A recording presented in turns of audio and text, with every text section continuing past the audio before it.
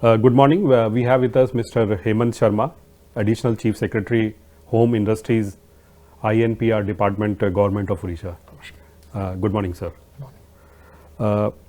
Odisha is traditionally known for mining and metallurgy.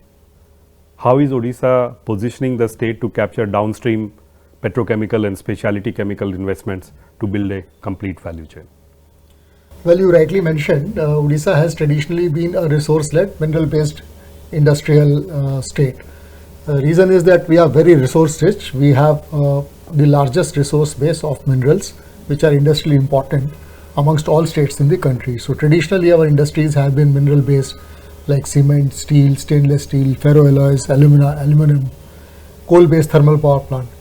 But since the last few years, Odisha has been focusing on value addition. The prime focus of our industrial policy is to encourage value addition, and value addition not only in metallurgical industries but also other industries, for instance chemical industries, where we feel that we have the required infrastructure and the ecosystem to support the chemical industry.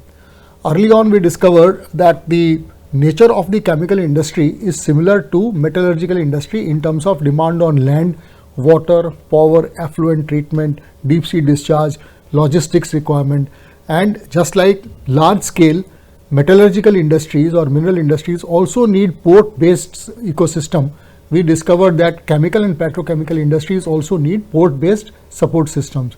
Therefore, we started targeting chemical industry as one of the sectors to attract to Odisha, and we have got reasonable success in the last few years. So you could say that the point of focus, the singular focus on our industrial growth strategy now is on value addition and in attracting new similar sectors like chemicals, petrochemicals, plastics, packaging, food processing, semiconductors, electronics, and the related products.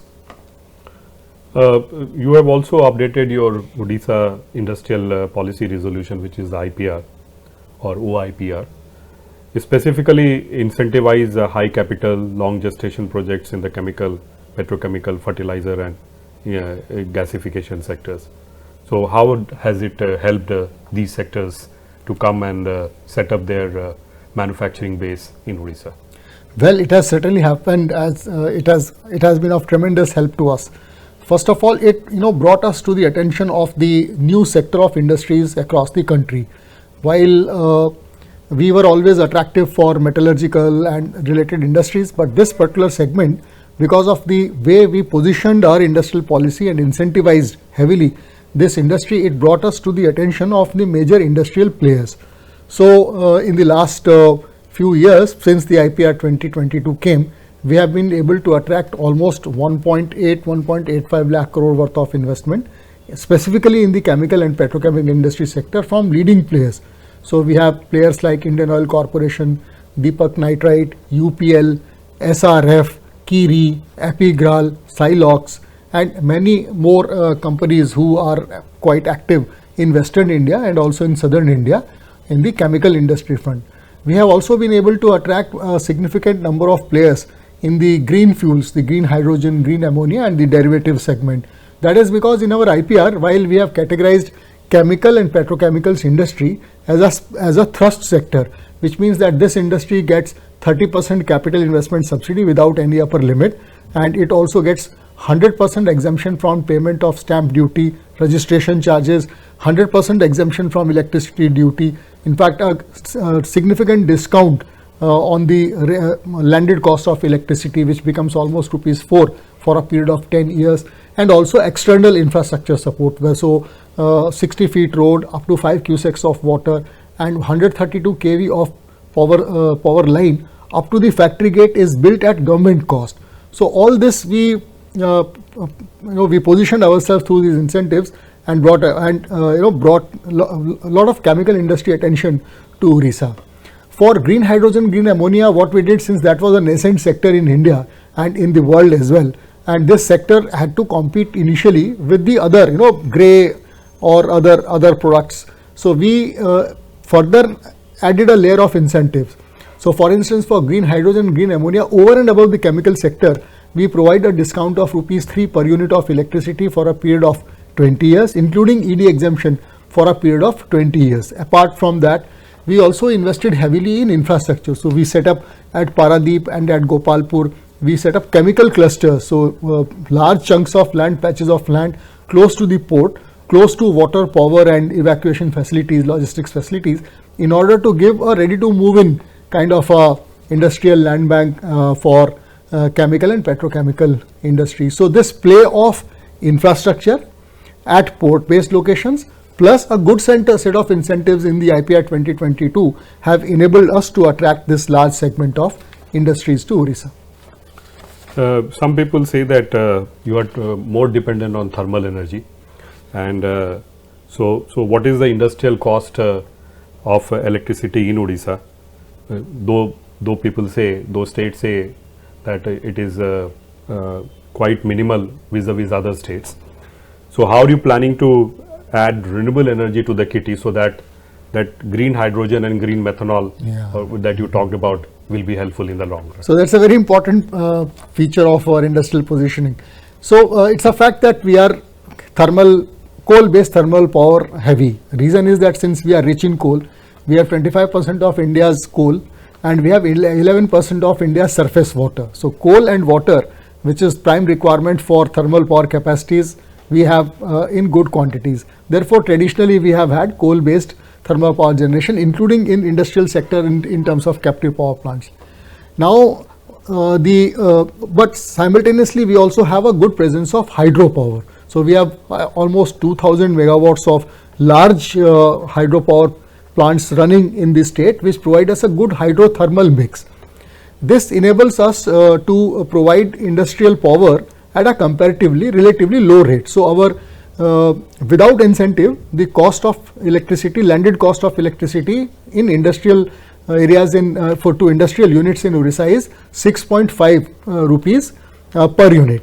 There some industries based on high load factor also get some discount. For thrust sector and for priority sector, which is a specific set of industries which are either high technology, power intensive or employment intensive, there we have created an incentive scheme where we exempt the electricity duty, which is nearly 50 paise, 100%, and we provide a rupees 2 per unit discount on electricity for a period. So for priority sector it could be 5 to 7 years, and for thrust sector it could be 7 to 10 years. For green fuel sector it could be up to 20 years.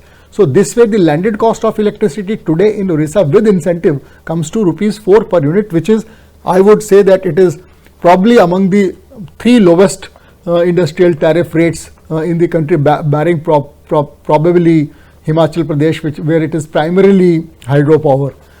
The fact that now there is a very significant energy transition which is going on because of carbon border as investment mechanism, ESG frameworks which have come. Companies generally would want to have more renewable energy in the mix of power which they consume or which they generate.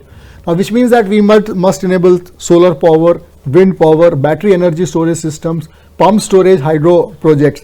Now, that also we have been trying to incentivize in our state through our industrial policy by providing land or water rights for floating solar at very, very low rates. For instance, for floating solar, we have a flat rate of rupees 1 lakh per acre of water surface area in our large dams. And that is a one-time charge, no other charges are leviable. And that has given us a fillip in both in floating solar, where large capacities up to about 3000 megawatts are under implementation in Odisha, and it has also given a fillip to our pump storage projects. So we have right now 4 pump storage projects aggregating to a capacity of almost 4800 megawatts under implementation. These are from very well reputed companies like Greenco, JSPL, JSW Energy, Adani Renewable Energy, and we feel that this mix of companies being able to bring renewable power from renewable energy rich states in the country, where we provide a lot of taxation benefits, and also being able to set up storage facilities in Odisha, apart from setting up a decent numbers of decent quantum of renewable energy in Odisha, will help us in this energy transition. Most of the green hydrogen, green ammonia companies, for instance, who have come to Odisha like Renew, Acme, Avada, Osior, Hygenco, they have a mix of energy. So some of the renewable energy they are bringing from outside, for which we do not levy any cross subsidy charges or sub transmission charges or transmission charges, and some of them are also setting up within the state, for which we provide significant incentive. Any industry which sets up a captive renewable energy source in Odisha of PSP, battery, floating solar, or a hybrid of this is entitled to a 30% capital investment subsidy on the plant and machinery, which is giving us a fillip. In fact, you would have also noticed that there is another very big segment in Odisha which is new to us, is the renewable energy equipment. So solar modules, solar cells from companies like Vari, Ampin, Jupiter, Luminous, World Green Energy, Sova Solar, Satvik Solar. Now we have a very big investment from Tata Power Renewable Energy in ingot and wafers. All this actually is helping us complete the renewable energy ecosystem. Earlier we had very few, negligible presence of these players, but in the last 5 years we have got this good investment proposals from RE companies as well. So you would have a renewable energy capacity of around 10,000 megawatt once the pump storage project and the floating solar. Nearly that much. So when do you see that happening? See, right now our installed capacity in solar is touching about 700 megawatt, and it is increasing month by month, and we should soon touch almost I would say 3000 megawatt in solar, about 500 megawatt in wind, which is also under installation. And as I mentioned, 4,800 megawatt of PSP projects have just started their implementation. This coupled with some battery energy storage systems and from floating solar, by 2030 we should have a base of about 10,000 megawatts of RE capacity in generation as well as storage.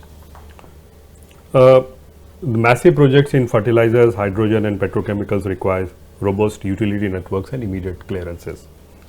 How is the Invest Odisha portal and the single window clearance system being upgraded to fast track these highly complex specialized mega investments, and what are you doing in this case, sir?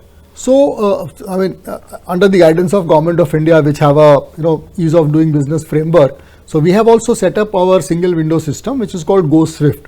In fact, 2 years ago it was rated as one of the best single window systems in the country, and we got the National E-Governance Silver Medal for this project. There are two important features here which are business friendly. First is that we are able to provide about 52 clearances spread over 19 departments through one single application and with minimal physical interface. While there is some physical interface in areas where inspections are required or where a survey of documents or inspections of facilities are required, like for granting fire NOCs or for, but primarily the first few steps of physical interface we have eliminated. Another important feature which we have introduced recently is a combined inspection framework. So most of the industries are inspected by regulatory departments like fire, legal metrology, boilers, factories, electricity and others regularly. So we have elongated the periodicity of this inspection, which was done earlier once a year is now done once in 3 years. Some inspections which were done once in 3 years are now done once in 5 years. Some of the inspections we have replaced with self-certification through third-party inspectors, and we have introduced a system where 7 categories of inspections can be done in one single application online. So the system throws a list of inspectors randomly, and they go to a particular industry with 1 week's notice, complete the inspection and are able to upload the inspection reports within 24 hours, beyond which it becomes deemed inspected and deemed approved. Deemed clearance. Deemed clearance. So that system is also helping. One of the other things which we have done, which you also pointed out, the chemical industry particularly, it needs common facility in terms of utility corridor, pipeline networks, deep sea discharges, common effluent treatment plants. So in 2 clusters, one is the Paradip cluster and the other is the Gopalpur cluster. I would welcome you to visit the Gopalpur cluster, where we have recently completed 2.5 kilometers long utility corridor, where we have all facilities for pipelines, deep sea discharge, a common effluent treatment plant of 20 MLD which is coming up, And this we have done for companies like Deepak Nitrite, SRF, UPL, who are setting up plants at Gopalpur. We have now a similar provision coming up in our PCPIR Paradeep, where between Indian Oil Corporation Limited, its existing refinery, and the IOCL naphtha cracker, dual feed naphtha cracker complex, which is coming in between those, we are setting up a 300 meters wide utility corridor where we have all the pipelines. We will also have the cable ducts. We will also have the affluent treatment, the ETP outgoing pipelines, and the deep sea discharge pipeline as a common corridor. We feel that this pre-positioning of this common infrastructure will certainly be helpful and reduce the turnaround time for the chemical industry. Sir, if I talk about green hydrogen and ammonia, you are in direct competition with Andhra Pradesh. Yeah, we do. And good to know that, and you talked about that you have signed strategic MOUs in these sectors and the companies you mentioned. What is Odisha's unique value proposition in terms of renewable energy potential, port infrastructure and policy incentives that gives you an edge in attracting investors for these sunrise sectors? And do you see more investments coming in moving forward? Well, I think first of all, let me clarify that we are in collaboration with Andhra Pradesh and not in competition with Andhra Pradesh. Andhra Pradesh is a neighboring state. Not everything can be done in Odisha. Similarly, not everything can be done in Andhra Pradesh. So some things will happen here, some things will certainly happen in Andhra Pradesh. What we have done is we have tried to, bring our strengths into focus. What is our strength? Our strength is readily available land at port or close to port, with factory gate availability of water, power and ETP and deep sea discharge. So this is the first thing which we have ensured, and this we have not done everywhere in Odisha. This we have done specifically in 2 or 3 locations where we have brought these companies. Government, as you are aware, Government of India has declared Paradeep as one of the green ammonia hubs in the country. So there we have brought this facility, and therefore we have companies like Renew, Samcorp, also Acme and L&T whom we have brought in their setup. Similarly, at Gopalpur we have done this. Gopalpur we have earmarked a complete 1000 acres of land in a special economic zone, because we understand that most of these projects initially will be for export to other countries like Korea, Japan, Southeast Asia and others. Therefore, in a special economic zone we have carved out areas for this.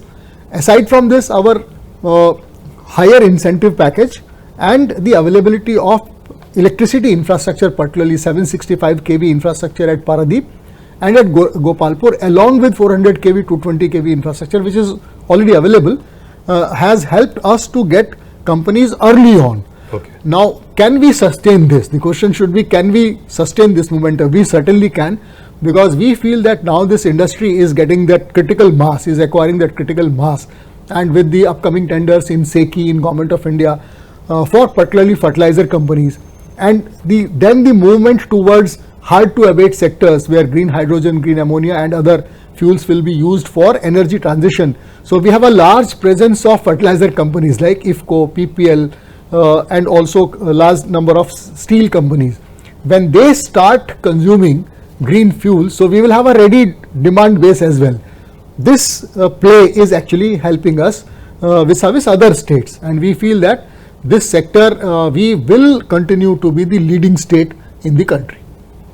There have been some issues related to the green cover part of it. Has that been resolved, sir? No, we have not been able to resolve the green cover part. We are in discussion with Government of India. What we have suggested is, since this is a green sector, in fact they take carbon, they absorb carbon in a manner and actually reduce and emanate oxygen, so they should be treated at a different footing. What we have suggested is that we could reduce the green cover to, let's say, about 10%, and the balance cover can come up elsewhere. Since port-based land is very high premium and it should be put to industrial use, green cover can certainly be brought elsewhere, but we have not yet got any major success there. We are still in discussion with Government of India. Since you have got a lot of green hydrogen and ammonia companies in the, So what special fiscal incentives which were available, and do you see any further incentives that you are working out for new players who planning to join? We feel that our incentives are good. At the moment, they are able to sort of make the investments competitive vis-a-vis other locations. While we welcome new players, but right now we are not looking at any additional incentives. We feel that our current set of incentives is doing justice to this segment. PCPIR require massive infrastructure, just like the Dahej PCPIR, and you talked about the Paradeep part. What is the current development status of Paradeep PCPIR, and how are you ensuring a steady feedstock supply for the new companies who would be setting up their base there? So there, we have taken 2-3 steps. First is we have now good quantities of land, several patches of land placed across the PCPIR. So starting from, let's say, 150 acres of plastic park to 500 acres of petrochemical downstream complex to 1200 acres of green ammonia complex to another 1200 acres of petrochemical complex, and 2200 acres of land which we have specifically given to Indian Oil Corporation for the anchor industry, which is the naphtha cracker. So we have the required land available close to the port in the PCPI. That is the first thing which we did. Second thing which we did is that we brought 400 kV power, 220 kV power within the PCPIR. 220 kV is already operational, 2 grids, and we have nearly completed the 400 kV power. The 765 kV power station is under construction by CTU, by Government of India, for which we have provided land and other facilities. Number 2, for power, we have already brought the power, the water pipelines inside the PCPIR, and we are setting up 2 in-stream storage structures, which will bring total 300 cusecs of water within the PCPIR, of which 80 cusecs we have already started delivering, and additional quantities of water in modular form. As I mentioned, there are 5 patches in which this PCPIR land is spread. We are bringing this water up to those land parcels. Thirdly, we are setting up a deep sea discharge facility of 40 MLD, a common facility, and we are also setting up a CETP in 2 modules of 20 MLD each. Fourthly, within the PCPIR, we have a utility corridor traced out inside, which Indian Oil Corporation has helped us prepare the layout of this. We have also we have worked with Paradeep Port Authority in getting the PICT, the Paradeep International Container Terminal, which is run by JM Bexuru. It is fully functional now, and we have container facilities running to Colombo and Singapore right now. We also have now another port, the JSW captive port, coming up, where up to 30% of the capacity is meant for commercial cargo. They will also provide facilities to the petrochemical industries in terms of liquid jetty, in terms of liquid loading arm. Also single buoy mooring facilities also will be available at Paradeep. So we have also set up a CPATE center, and we have set up 2 large capacity workers hostels. Each of them is able to house 4,000 workers each, which we provide at highly subsidized rate to the industries coming up in the PCPI.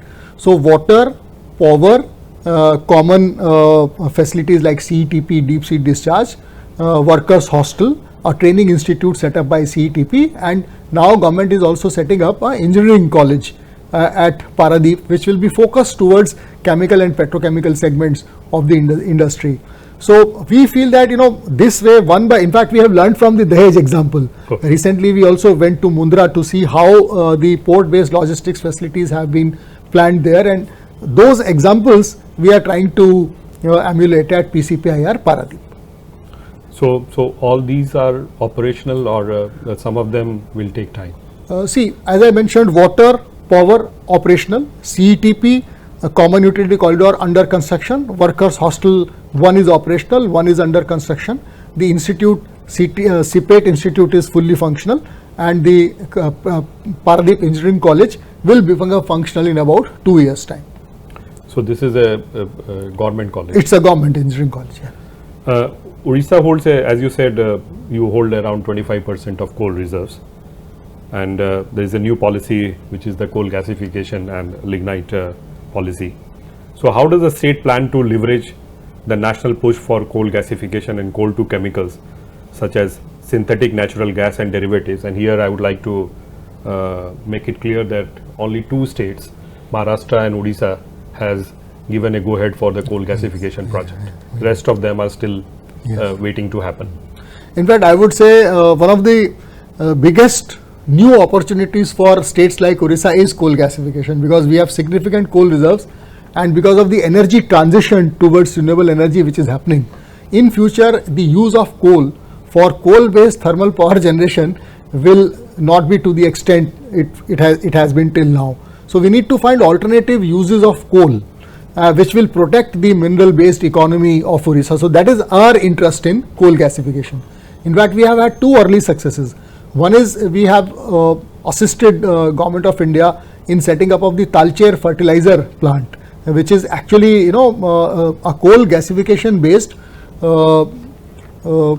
urea plant, which is coming up at it is almost 75% complete and should be commissioned by end of 2027. This is a very large capacity and we have helped set it up by providing all the required clearances and a level of incentives which it needed. The second plant which has just started construction is the Bharat Coal Gasification Project, which is a joint venture between Coal India Limited and BHEL. We have given them land and the other facilities. It is coming up at Lakhanpur. This is in the Ib Valley, Ib Coal Valley. We are also now, we have just approved a very large investment on coal gasification, OD Syngas Limited, which is an Adani Group company, for a project which is a much larger coal to chemicals, coal to gas and gas to chemicals project at Bidabahal in Sundargarh district of Odisha, which is an investment of almost 80,000 crores and a big capacity, almost I would say 5.4 million tons per annum. This, how did this happen? So there are 2 reasons. A, we feel that this is a segment important for Odisha. In future, our coal based mining revenues will be protected if coal gasification comes up. B, the Government of India 37,000 crore worth of incentive scheme will help these projects achieve financial closures and be competitive in the open market.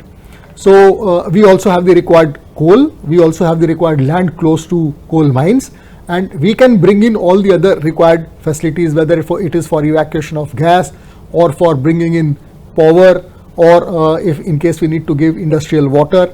So for us, the next big sector after green and hydrogen green methanol is certainly coal gasification, and we are very actively participating with Ministry of Coal, Government of India in the coal gasification scheme to attract 1 or 2 more players in this segment. The only problem in this coal gasification is the technology part, because BHEL is the only indigenous technology and rest of them we are dependent on Chinese technology. So is Odisha looking for international technology partnerships or offering specific subsidies to make gasification projects financially viable, knowing the fact that you are surplus in water, you are surplus in coal? So, yes, we are certainly doing that. That is how, as I mentioned, we have been able to attract the initial investments. The TFL plant is actually a Chinese technology plant. BCGC, Bharat Coal Gasification, is of course based on indigenous BHEL technology, but in our coal gasification incentive scheme, we have a component of incentivizing technical know-how also, which should take care of the initial costs in technology transfers and others which we feel are important. And with this, if you combine this with Government of India coal gasification incentive, we have this feeling that this will click, and we should certainly get more coal gasification and coal to chemical projects in the state. And when do you see the Adani OD Syngas project kicking up? See, we have given them in principle approval, and we are now discussing the other finer elements with them, the financial incentive package as well as the other clearances which are required. The land etc. we have already cleared for them, and they are doing the other various kinds of studies which are required. I feel that in the next 6 months we should hit the ground for this project. What is the total investment Odisha has attracted in last 3-4 years?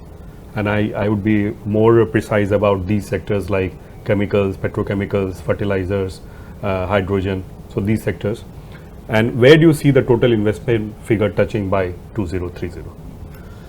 So I think that 2030 is a little speculative, but what we have already achieved is something which we have on record. I mean, based on data I can mention to you.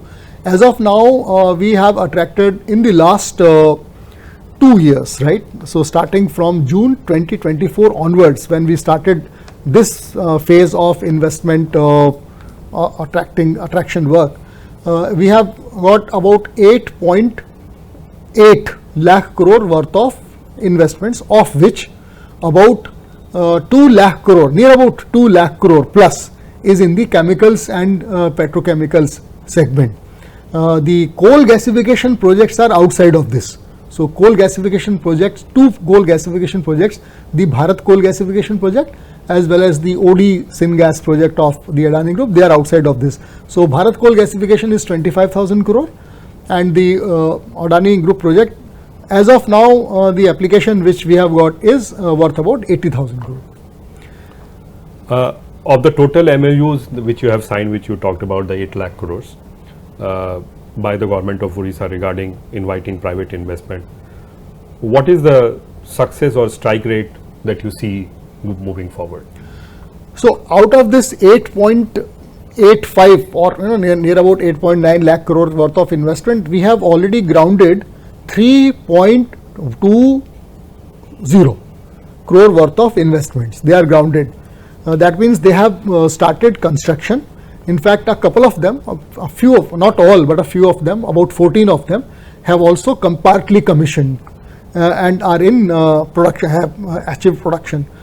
In financial year 26-27, we, as per our projections and as per the pace of work which we see on the ground, I feel that we should be able to add another at least 1.25 to 1.50 worth of grounding happening certainly. And beyond that, we will take a little bit of a more time to add numbers to this. But this, as I mentioned, 3.20 and 1.25 by March 27 is certainly. So you could say a strike rate of about 35-36% as of now, and by end of March 27 it should be about 50%.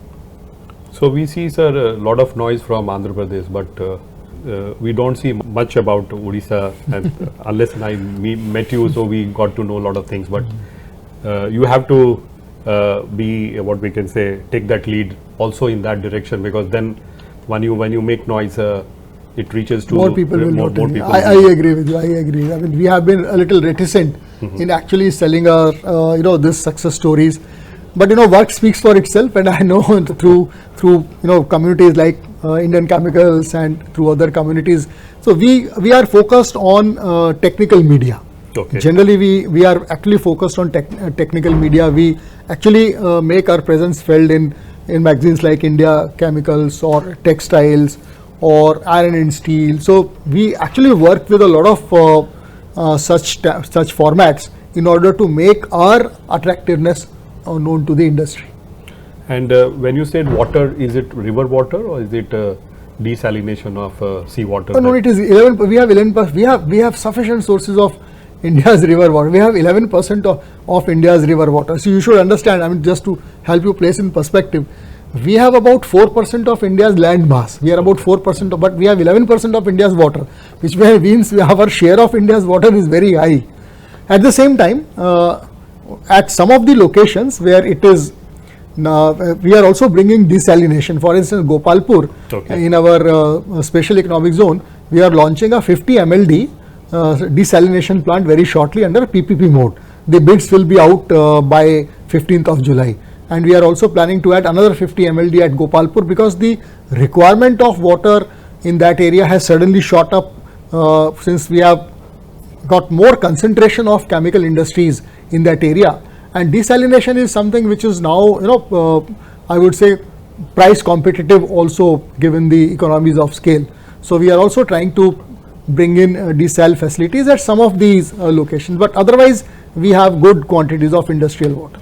So the chemical parks that you are focusing on is Gopalpur, Paradeep, and the upcoming Dhamra. The third one is now Dhamra, because Dhamra also we have a port, and we are acquiring about 5,000 acres plus of land there. We already have a LNG terminal at Dhamra. So there, in association with Adani Ports and SEZ Limited, we are now setting up the third chemical park. So land is not a problem in Odisha, because when I see the Dahej area, it has become congested, and when we talk to the companies, they say that land is very difficult. So what is the present situation? No, as of now the situation is good, I would say, but eventually we will also become Dahej or Kandla or Mundra, but as of now the position is good. The most important point, since we are discussing the chemical and petrochemical industry, is that for us in Odisha, we have categorized chemical industry as the thrust sector. I mean, generally, and we say that we provide red carpet treatment to red category chemical industry. We are very proud of this fact, and it is something, this is a very serious statement, that Odisha gives red carpet treatment to red category chemical industry. Reason is that we know the ins and outs of it. We have already done this play in metallurgical industry, which is even more affluent, which is in terms of pollution load, which is even bigger. So we know how to handle it, and therefore we feel that this is an industry which has great future. Chemical industry in India is going to prosper in the next 2 to 3 decades, because world supply chains need India as one of the important locations for chemical and petrochemical industry.